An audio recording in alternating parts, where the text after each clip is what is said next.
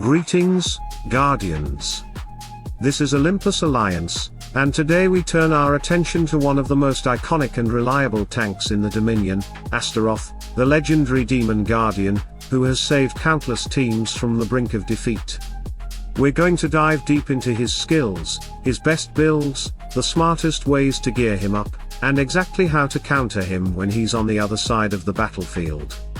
So settle in, because by the end of this video, you'll know everything you need to make the most of Astaroth's incredible potential.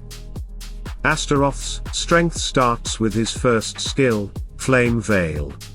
When activated, this casts a shield that blocks incoming physical damage across the entire team. The shield's capacity is shared between all allies, meaning it's spread out evenly, protecting everyone at once. This shield's power scales with Astaroth's magic attack stat, and while it might not be enough to completely stop a huge burst at the very start of a fight, it becomes incredibly strong in longer battles, especially if you pair him with heroes like Aiden and Zesha. Aiden's Phoenix's Ritual and Bonds of Fire both increase maximum health across the team, making every shield more impactful, and Zesha's Soaring Might permanently increases her own magic attack, which she then shares with the team through spiritual power. In extended fights, this synergy can turn Flame Veil from a decent defense into an almost impenetrable wall. His second skill, Devastation, is a targeted form of control. Astaroth unleashes a flare of hellfire, burning away 37% of the energy of the furthest enemy. This isn't about raw damage, it's about breaking the rhythm of your opponent's formation.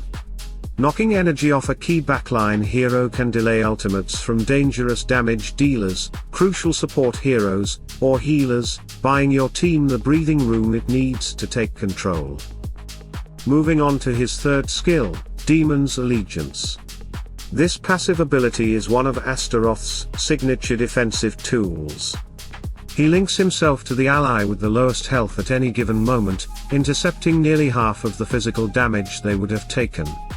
On top of that, the intercepted damage is reduced even further, and because Astaroth's armor is so high, he can absorb this punishment far better than the squishier allies he's protecting. This is particularly powerful when protecting fragile damage dealers or healers who might otherwise be targeted down by a burst of physical damage. And then we have his ultimate passive, the fourth skill, Last Word. Once per battle, Astaroth can resurrect a fallen ally, or himself if needed. The timing and target of this resurrection can swing the entire battle. Bring back the right hero at the right moment, and you can completely change the flow of the fight. This is one of the reasons Astaroth is feared as a defensive tank, that one resurrection can erase your opponent's progress and force them to burn resources all over again. Now that we've broken down his skills, let's talk about how to build Astaroth for maximum impact. As a frontline tank from the Way of Chaos faction, his main priorities are armor, magic defense, and health. When it comes to items of rank, focus on those that reinforce his defenses. In the violet ranks, pieces like the Talisman, Executioner's Sword, and Cosmic Tremor will set the foundation. Once you move into the orange ranks, gear him with Citadel's Guardian, Asclepius's Staff, and Evil Genius Cuirass. If you can push him to orange +3 or +4, you'll give him enough durability to thrive in both early and mid-game stages. For skins, Astaroth currently has 6, the default skin, Magic Attack, Armor, Magic Defense, Health, and an upgraded Health skin with A+ version. Prioritize armor first, because shutting down heavy physical damage is critical for a tank. Next, focus on magic defense to balance his resistances against magical threats. After that, increase health with both of his health skins, then his strength skin to further improve his overall stats. The magic attack skin comes last, as its benefit is mostly for his Flame Veil shield scaling, which is secondary to his core role as a tank. If he ever receives another armor or magic defense skin, that should be your absolute priority. His glyphs should follow the same logic.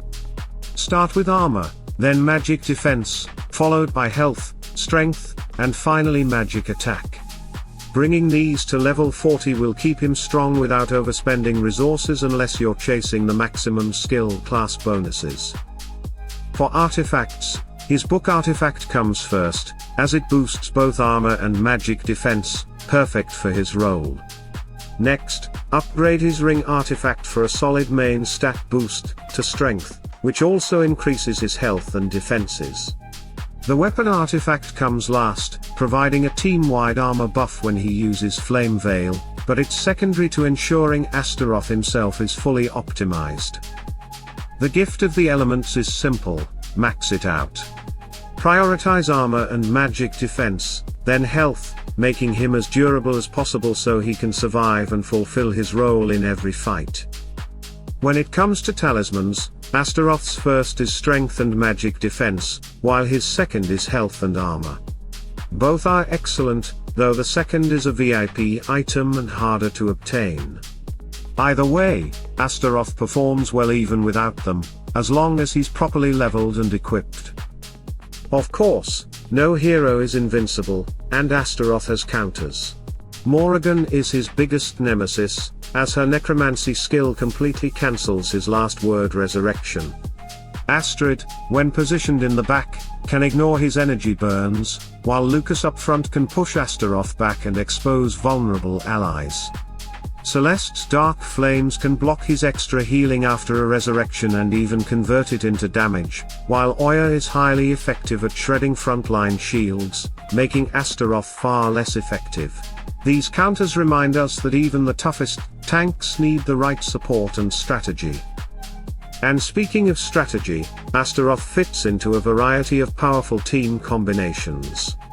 You might pair him with Aiden and Zesha for maximum shield scaling, or with high control heroes to exploit the delays his energy burns create. His resurrection makes him a natural fit for defensive, sustain-heavy teams, and his Demon's Allegiance makes him invaluable for protecting fragile carries in mixed compositions. And don't forget Guardians. After we dive into all heroes of Chaos faction, we will build our top Chaos teams. So Guardians, what's your take on Astaroth? Has he saved your team in a clutch fight, or do you dread facing him when he's fully built? I want to hear your stories, drop them down in the comments. I read every single one, and your input shapes future videos. And if you enjoyed this guide, make sure you tap that like button, ring the bell, and subscribe so you never miss an Olympus Alliance update. Stay tuned, stay sharp, and as always, salute and friendship.